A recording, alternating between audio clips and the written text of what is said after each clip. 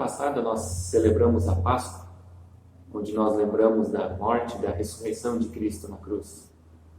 Lembramos do sacrifício que Ele fez por nós. E eu gosto bastante dos relatos que ocorrem logo após esse marco da ressurreição de Cristo, porque eles mostram bastante qual que era, onde realmente estava o coração dos discípulos naquele momento. Nem todos eles criam de fato que Jesus viria a ressuscitar. Alguns deles até achavam que o ministério de Jesus tinha acabado ali na cruz. Mas não foi bem assim. Jesus de fato ressuscitou, hoje a gente sabe disso. E logo após, naquele momento, no decorrer do tempo, ele começou aí, Jesus ia se revelando para algumas pessoas, para mostrar que de fato ele tinha sido ressuscitado, ele tinha ressuscitado. E aí teve um momento em que Jesus estava junto com os discípulos, antes dele subir aos céus, que ele deixou uma missão para os discípulos.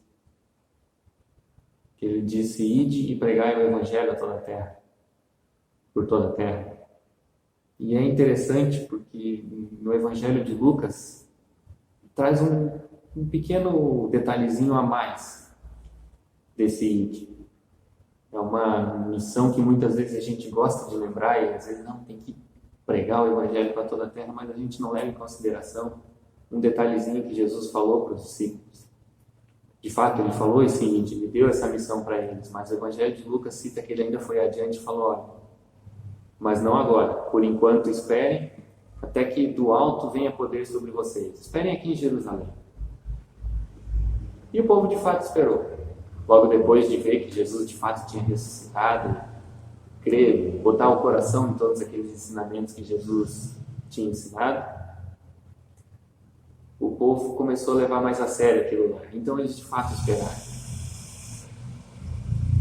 E a Bíblia relata no livro de Atos o momento em que esse poder de fato veio sobre os discípulos. A gente conhece isso como dia do Pentecostes, que mais para frente vai ser, tem um dia certinho no calendário, onde a gente fala sobre isso. Mas para dar uma pincelada rápida aqui, para a gente não ficar boiando na história, aconteceu que naquela época Jerusalém não era mais formada só por judeus, houve uma certa miscigenação, muitas pessoas vindo de fora, de outros países, vindo para morar ali. E esses que vinham de outros países, naturalmente, falavam outras línguas. E o que aconteceu foi que quando esse poder veio sobre os discípulos, eles começaram a orar em outras línguas. E a Bíblia relata que as pessoas passavam no local onde eles estavam reunidos e ouviam eles orando na sua língua mãe, na língua do país lá de onde eles vinham. E aí muitos ficaram impressionados com aquilo e outros começaram a zombar, dizendo que estavam embriagados ou que já estavam fora da casinha pelo que estavam fazendo. Mas aí no livro de Atos também relata que Pedro viu isso e se levantou e começou a conversar com esse pessoal, tanto com aqueles que estavam impressionados como com aqueles que estavam zombando. Desde o início, o povo judeu sempre foi um povo que deu muito valor para suas tradições. Então Pedro começou a falar com eles de uma maneira mais, vamos dizer assim, não tradicional, mas mostrando que a maneira como o povo seguia as tradições havia cegado eles para aquilo que tinha acontecido.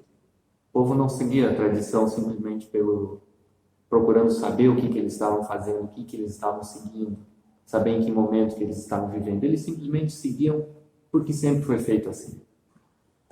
Então Pedro começa a falar com eles. Começa a falar dos profetas, que eram tão respeitados em Israel.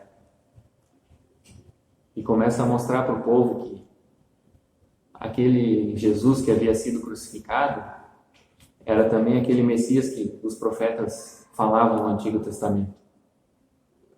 E Pedro vai falando com eles, de repente Pedro vai mais adiante e começa a falar do rei Davi, que era o rei tão respeitado por Israel. Era o rei que é usado como parâmetro quando diziam o que ia acontecer quando o Messias de fato viesse. Eles diziam que o Messias restauraria a glória de Israel, como nos tempos de Davi, filho dele também, Salomão. Mas Pedro começa a falar com esse povo e começa a dar uma perspectiva, começa a mostrar a diferença entre Cristo e o rei Davi. E aí tem um momento dessa pregação de Pedro que ele diz bem assim, ó, está lá no livro de Atos, no capítulo 2, do verso 29 até o 32, que diz assim: Meus irmãos, eu preciso falar claramente com vocês a respeito do patriarca Davi. Esse grande líder morreu e foi sepultado. E o seu túmulo se encontra aqui até hoje. Ele era profeta e sabia que Deus lhe havia jurado que um dos seus descendentes seria rei como ele. Davi sabia o que Deus ia fazer e por isso falou a respeito da ressurreição do Messias. Davi disse: Ele não foi abandonado no mundo dos mortos, nem o seu corpo apodreceu na sepultura. Deus ressuscitou esse Jesus. E todos nós somos testemunhas disso. É interessante aqui o fato de ser Pedro quem fala isso para aquele pessoal, porque a gente também lembra que Pedro negou Jesus 3 vezes. E quando Pedro negou Jesus 3 vezes, logo após a ressurreição, quando Jesus apareceu para Pedro, Jesus também perguntou se de fato Pedro amava Jesus. Amava assim a ponto de dar a vida por ele também. E após um certo momento de quebrantamento ali, Pedro disse que sim. Então Jesus pediu que Pedro liderasse a igreja dele naquele momento. E Pedro, de fato, aqui a gente vê que Pedro assumiu esse papel. Através de tudo aquilo que estava acontecendo ali, Pedro chegou para aquele pessoal que não sabia o que estava acontecendo, que não sabia que tempo que eles estavam vivendo e começou a explicar para eles. E aí Pedro trouxe uma realidade que até então parece que eles não pensavam nisso. Mas Pedro disse, sabe o rei Davi, aquele rei tão respeitado que vocês têm, assim, que vocês gostam de lembrar? Então, se a gente for lá na sepultura dele e escavar, vai encontrar os ossos dele lá. Mas o rei que veio aqui, que vocês crucificaram,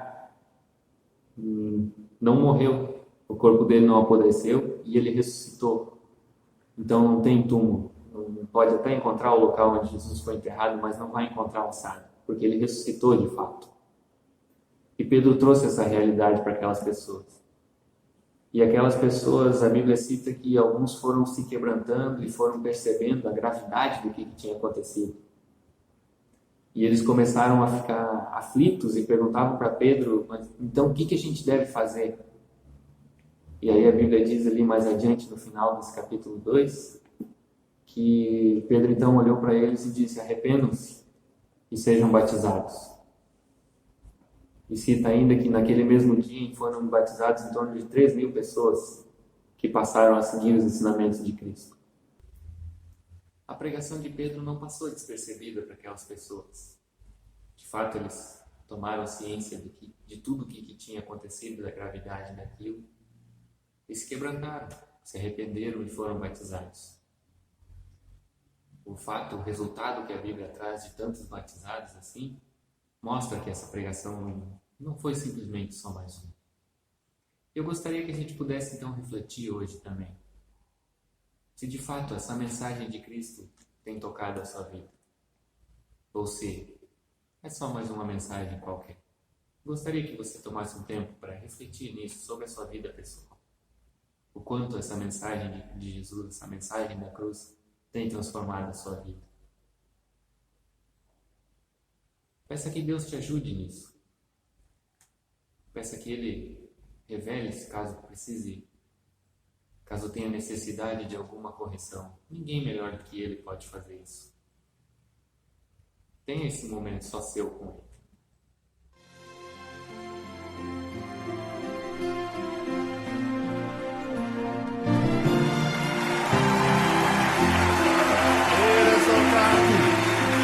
Exaltado, Senhor. Ele é exaltado, o Rei é exaltado nos céus. eu louvarei. Ele é exaltado, para sempre exaltado o seu nome. Louvarei.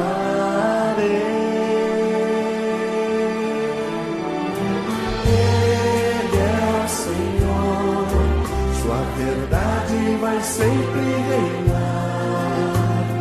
Terra e céus glorificam seu santo nome. Ele é exaltado, o Rei é exaltado nos céus. Ele é exaltado, o Rei é exaltado nos céus. Eu o louvarei. Ele é exaltado, para sempre exaltado o seu nome. Louvarei.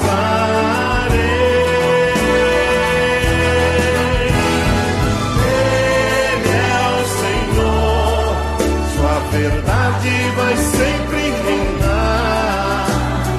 Terra e céus glorificam seu santo nome.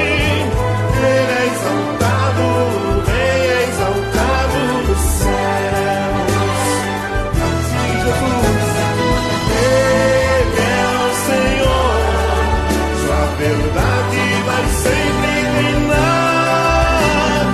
Terra e céus glorificam seu santo nome. Ele é exaltado, o Rei é exaltado nos céus. Aleluia. Ele é exaltado, o Rei é exaltado nos céus. Jesus. Ele é exaltado, o Rei é exaltado nos céus.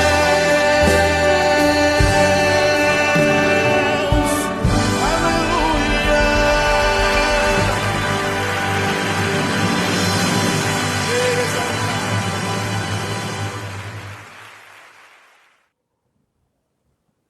Pai amado, nós te louvamos pelo sacrifício que o teu filho fez por nós na cruz. Por conta disso, nós temos acesso à vida eterna, Deus. Nós temos acesso a ti como Pai, Deus. Podemos chegar diante de ti, podemos confessar os nossos pecados, Pai. E podemos ter a certeza que nós recebemos o perdão. Eu te agradeço, Deus, por tu ter conduzido o teu filho durante essa caminhada. Sem ele, nada disso teria acontecido. Sem ti, nada disso teria acontecido, Pai. Eu peço que tu toque o coração de cada um, Deus, que ouve essa mensagem. Que, de fato, Pai, a tua mensagem, essa mensagem da cruz, Pai, não passe despercebido pelo coração de ninguém, Deus. Toca o coração daqueles que ouvem essa mensagem, Pai. Quebranta esses corações, Pai. Em nome de Jesus, Pai. Amém.